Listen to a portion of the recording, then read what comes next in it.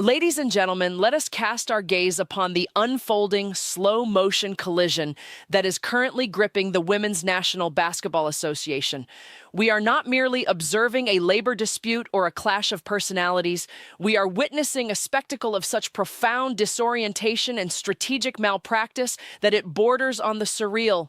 We stand at a precipice, a moment in time where the very existence of the league as we know it, and specifically the era defined by the singular talent of Caitlin Clark, is being threatened not by external forces, but by the very individuals who have the most to gain from its survival. To understand the gravity of this situation, we must first strip away the veneer of public relations and confront the cold, hard, unvarnished reality of the current landscape.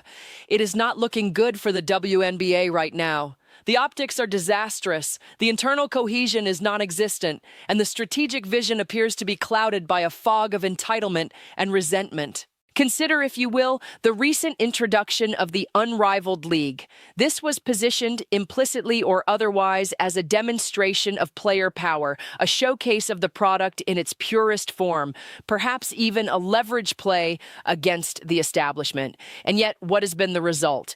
We must speak plainly. The ratings for Unrivaled are absolutely atrocious. They are, to use a word that fits the magnitude of the failure, embarrassing.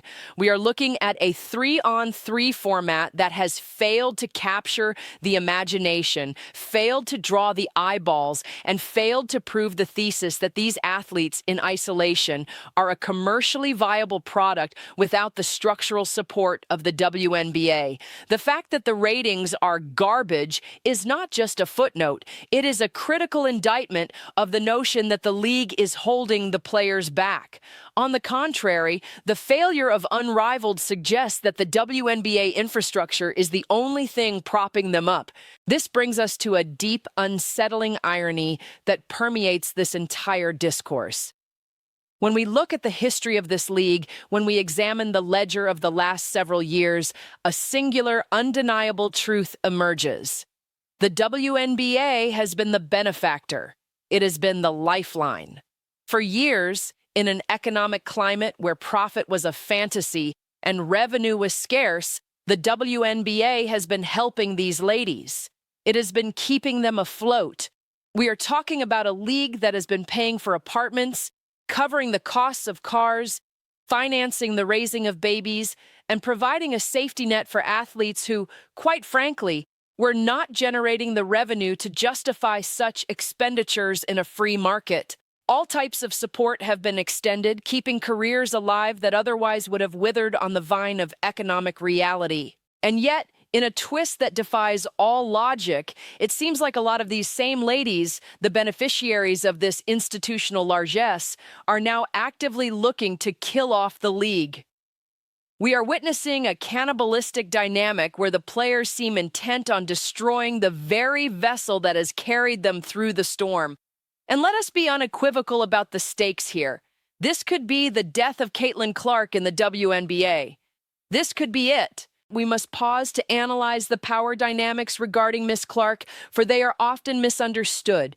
Caitlin Clark is a star of such magnitude, a brand of such global resonance, that she does not require the WNBA for her professional survival. She is big enough to where, yes, she can probably go start her own league. She could take her talents overseas and command a king's ransom. She could pivot to golfing. She could do whatever she chooses. She is a big enough star to continue to do her thing regardless of the platform. The WNBA needs Caitlin Clark. Caitlin Clark does not strictly need the WNBA. However, as far as the concept of Caitlin Clark in the WNBA, that specific marriage of star and league, this could be the death of it if the powers that be do not figure this out. It seems, to the horror of anyone with a basic understanding of business, that a lot of her peers in the league may be looking to kill off the league rather than share the stage with her. To truly comprehend how we arrived at this do-or-die moment, we must engage in a forensic examination of the timeline. ESPN and other outlets have broken down the sequence of events, but I wish to present to you the main key points, the critical junctures that have led us to this point of potential destruction. We must cast our minds back to the year 2020. This was a year of global upheaval, and for the WNBA, it was a moment of existential peril. The WNBA and the WNBPA had agreed on a groundbreaking CBA in 2020, which was all well and good, but the true test came in June of that year with the announcement of the bubble season, the Wubble. It is imperative that we remember the role of Commissioner Kathy Engelbert during this specific crisis. Now, for those of you who are unaware, let me be clear. I believe Kathy Engelbert is trash when it comes to her treatment of Caitlin Clark, her handling of the fan narratives, and her general management of the current cultural war. However, intellectual honesty demands that we give credit where it is due regarding the events of 2020. Kathy Engelbert had to beg these players to play. Let that sink in. In a moment where the world was shutting down, Engelbert had to plead with the labor force to save their own jobs. A lot of these players wanted all of their money up front plus extra. They were making demands in a vacuum of revenue. Kathy Engelbert got that done, but we must understand the alternative. Many of these players were willing to let this league die out in 2020. If it was not for Kathy Engelbert, the WNBA would likely be a footnote in history books today. She told them plainly and directly, if y'all do not play, this league won't exist. If y'all don't play in the bubble, this league will not exist. She had to beg them, pay them up front, and secure extra money just to get them on the court. That was a brush with death that the players seem to have entirely forgotten. Fast forward to February of 2022. This is a date of monumental significance regarding the business structure of the league. The capital raise was announced. This was a deal featuring new investors alongside existing WNBA and NBA owners, bringing in $75 million. This capital was intended to supercharge the WNBA's business growth, to fund better marketing, and to drive innovation.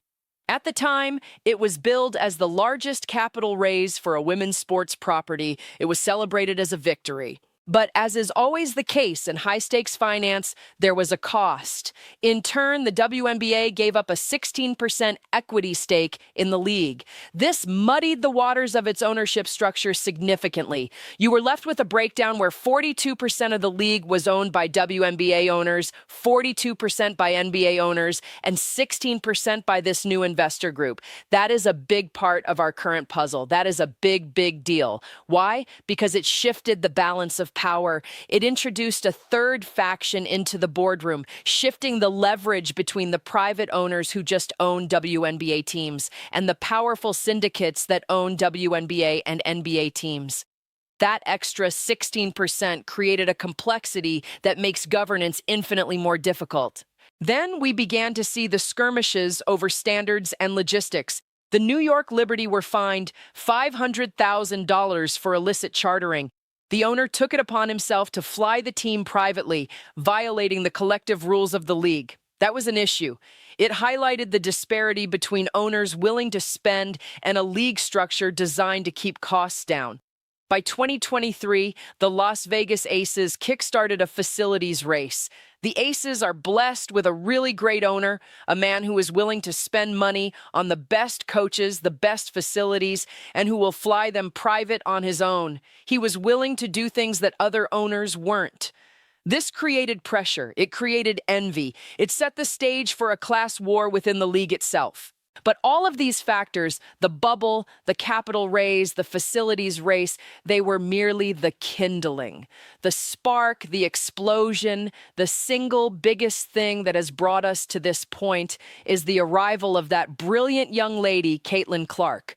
October 2023 saw a new wave of WNBA expansion, bringing in new teams and new money. But the seismic shift occurred in April 2024. Caitlin Clark was drafted into the WNBA.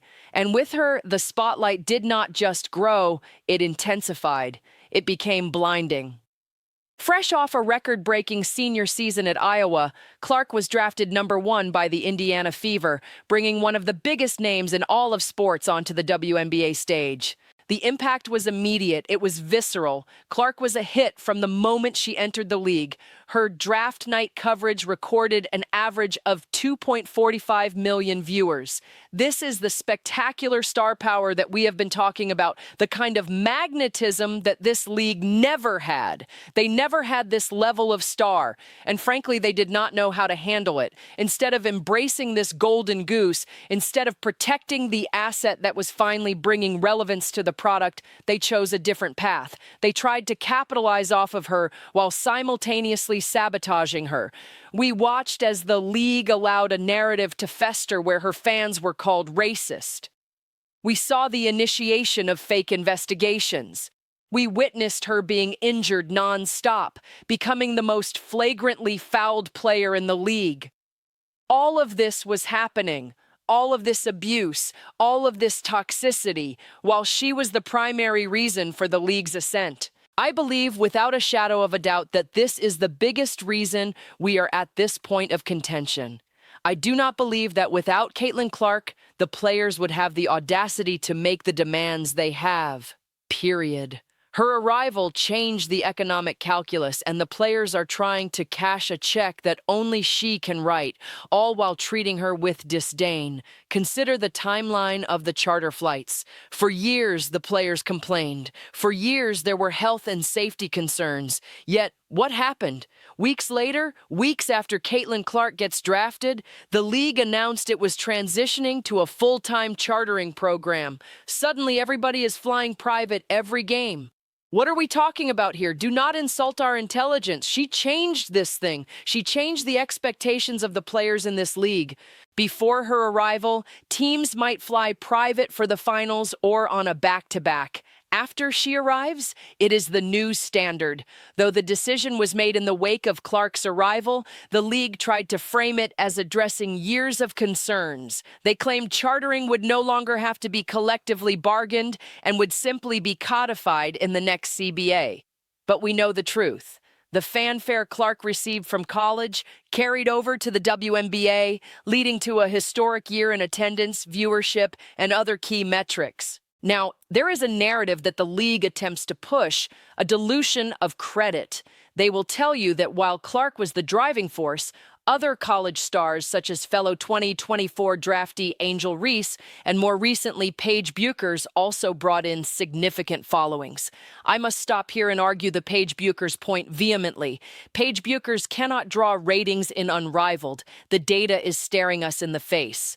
Furthermore, Paige Bueckers had the third lowest attendance in all of the WNBA in Dallas last year. I do not believe Paige is the big star y'all try to make her out to be. I just think Paige is a great, great basketball player. But that is just me. The numbers, however, speak for themselves. It became clear to anyone with eyes that Caitlin Clark was the rising tide that helped lift all boats. That is a fact. The epic WNBA finals in 2024 between the Liberty and Lynx were the most viewed in 25 years. Why?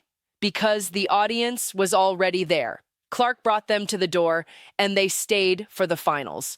But the league's newfound growth and attention featured growing pains that were exacerbated by incompetence. Kathy Engelbert came under fire and eventually had to apologize for failing to condemn and intervene regarding racist and misogynist rhetoric from fans surrounding the Clark-Reese rivalry. The leadership vacuum was palpable.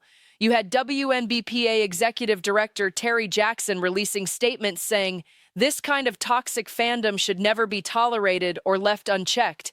It demands immediate action and frankly should have been addressed long ago." So you had all of this nonsense. You created an environment where everybody is calling all Clark fans racist, no matter what skin color they are. You alienated the very customer base that was funding the charter flights and the salary increases. And then the money arrived. Caitlin Clark comes in, brings in all this fanfare, all this money. Boom. The WNBA secures a monumental media deal. We are talking about a $2.2 billion deal with Disney, Amazon Prime Video, and NBC Universal. The players saw the money. They saw the zeros on the contract. And in 2024, the players opted out of the previous CBA. Now, we must be nuanced here. They might not have even opted out without Clark, or perhaps they would have, but they damn sure wouldn't have had the demands that they have right now without Caitlin Clark. That is the leverage point. They are standing on her shoulders to demand a better view while simultaneously kicking her in the shins. This leads us to the current chaos. In 2025, Unrivaled launches. We know that Unrivaled was trying to get the WNBA out of here. We know the ambition was to replace or severely damage the incumbent league, but it is 3-on-3, and the ratings are absolutely garbage right now. So that didn't work. That coup failed. Then we had the Pay Us What You Owe Us campaign. That was big. And we witnessed the fallout with Kathy Engelbert, specifically the big back and forth between Nafisa Collier and Kathy Engelbert. Nafisa Collier tried to air out dirty laundry from a private conversation, a breach of protocol that led to a stunning rebuke. Kathy Engelbert flat out called her a liar. She flat out called her a liar. We know everything that took place from that. And it signifies a total breakdown in trust between the union leadership and the commissioner's office. My point, ladies and gentlemen, is this. All of these things have led up to this moment. Some things are more significant than others. The situation where Kathy Engelbert had to pretty much beg the players to play in the bubble, that was big. It showed the fragility of the league. But Caitlin Clark arriving to this league was the biggest thing. It was the singularity. Her arrival set an expectation for these players. They are seeing the charter flights, they are seeing the media deal, and they are making all kinds of demands that they never would be making without her. But here is the fatal flaw in their strategy. They are doing this all while bashing the very people who are bringing in this money that they want to get. They want to bash the fans, they want to bash the star, but they want to capitalize off them. They want the fruit, but they want to chop down the tree. And this ultimately is the dynamic that could lead to the potential death of Caitlin Clark in the WNBA. The league is at a crossroads. It is do or die. And right now, it seems like a lot of these ladies are choosing death. Let us dig deeper into the Wubble scenario of 2020, because it is the psychological key to understanding the current entitlement. When the WNBA announced the bubble season in June 2020, it was not merely a logistical challenge, it was a test of the players' commitment to their own profession. Kathy Engelbert is often criticized, and rightfully so, for her recent failures, but in that moment, she was the only adult in the room. The players were not thinking about the long-term viability of the league. They were thinking about immediate cash extraction in a zero-revenue environment. Engelbert had to bridge that gap. She had to find the money to pay them up front, a concession that is virtually unheard of in a distressed business environment. She had to secure extra funds. She had to convince them that playing basketball was better than letting the league dissolve. The fact that she had to beg them is a stain on the collective consciousness of the union. It suggests that deep down, there is a lack of understanding regarding the fragility of the business. They believed the money would simply appear, or they were indifferent to the league's survival. That indifference has now mutated into the aggression we see today. Now look at the capital raise of February 2022 again. The introduction of the 16% equity stake for investors is not just a financial detail, it is a structural straitjacket. When 42% of the league is owned by WNBA owners and 42% by NBA owners, you have a natural tension. But when you slice off 16% for a private investor group, you are bringing in people who demand a return on investment. These are not philanthropists. These are not charity workers. These are capitalists. They invested $75 million to supercharge the business, to see better marketing and innovation. When the players demand massive salary increases and revenue sharing, they are not just negotiating with the WNBA owners. They are negotiating with that 16% block that expects the business to grow, not to be bled dry by labor costs that outpace revenue. The muddied waters of the ownership structure make every negotiation 3 times as hard. And then there is the matter of the illicit chartering. The fine levied against the New York Liberty, $500,000, was a signal. It was a signal that the league was trying to maintain a semblance of competitive balance by dragging the ambitious owners down to the level of the cheap ones. The Aces owner, to his credit, broke that mold. He kick-started the facilities race in 2023. He spent the money. He treated the players like professionals. He flew them private. He showed what the league could be, but it was Caitlin Clark who showed what the league is.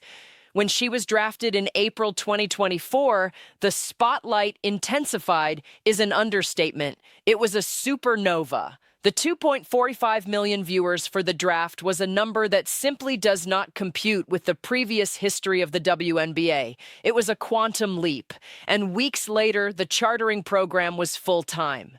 There is a direct line of causality here that the players refuse to acknowledge. They want to believe that the charter flights were the result of their advocacy, their years of player health and safety concerns. They want to believe that the league finally listened to their moral arguments, but that is a fantasy. The league listened to the money. The league listened to the 2.45 million viewers. The league listened to the impending $2.2 billion media deal. Caitlin Clark changed the math. She changed the physics of the WNBA economy. And how was she repaid? With resentment. With a toxic fandom statement from Terry Jackson that essentially declared war on the new customer base. With physical beatings on the court that went unpunished or were celebrated by peers.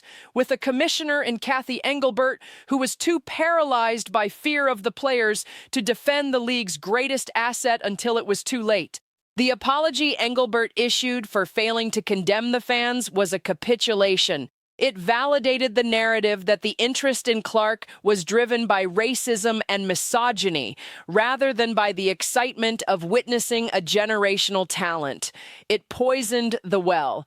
And now we look at the other claimed stars. The media tries to tell us that Angel Reese and Paige Buchers are on the same level. They try to tell us that it is a collective rise.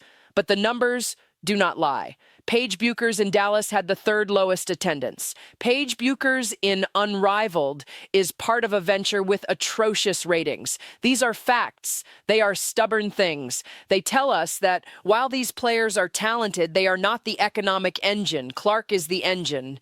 The players opting out of the CBA in 2024 was a strategic move, ostensibly, but it feels like a move born of hubris. They saw the $2.2 billion deal and assumed it was their money to take. They forgot that the deal was signed on the promise of the growth that Clark brings. If you drive Clark away, if she goes to golf, if she goes overseas, if she starts her own league, that deal loses its luster.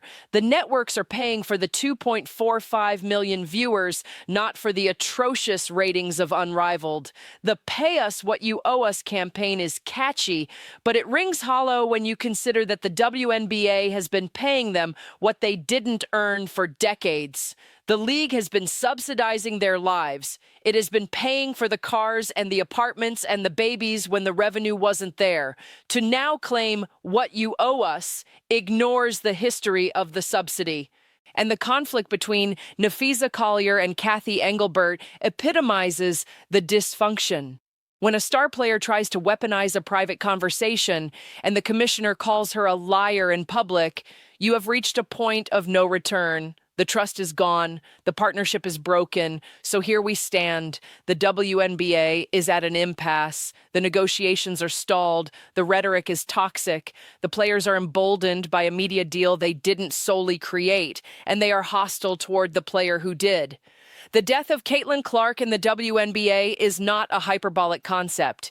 It is a business reality that is becoming more likely by the day. She has options. The league does not. If they continue to bite the hand that feeds, they will find that the hand stops offering sustenance, and they will be left with their unrivaled ratings, their atrocious viewership, and the memory of a golden era that they strangled in the crib. This could be the end. The 11 things that got us to this point, from the CBA in 2020 to the bubble, to the capital raise, to the fines, to the draft, to the media deal, they all point to one conclusion. The WNBA is suffering from a massive case of mistaken identity. They think they are the power brokers. They are not. The market is the power broker, and the market has chosen Caitlin Clark. If they kill off the league to spite her, they will have nobody to blame but themselves. The vision must be kept, but right now, the vision is blurring. Get down in the comments and let me know what you think. Is this the death knell? Are the players overplaying their hand? Or is there a way back from the brink? This is Keep the Vision. Make sure you like, comment, subscribe, share the channel, hit that bell notification, and hype the video. We will be watching, we will be waiting, and we will see if the WNBA chooses survival or suicide. Let's get right into things, and let's hope they figure it out before it is too late. Because right now it is do or die, and the clock is ticking.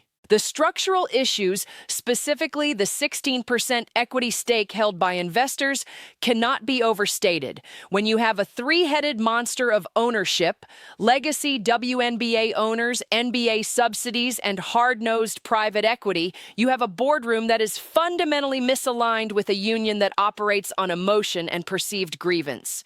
The investors want a return. The NBA owners want to stop the bleeding. The WNBA-only owners want relevance. And the players want to kill the goose that laid the golden egg because they don't like the way the goose honks. It is a tragedy of errors. It is a farce, and it is playing out in front of the entire world. The Wubble saved them once. Kathy Engelbert saved them once. But who will save them this time? Who will save them from themselves?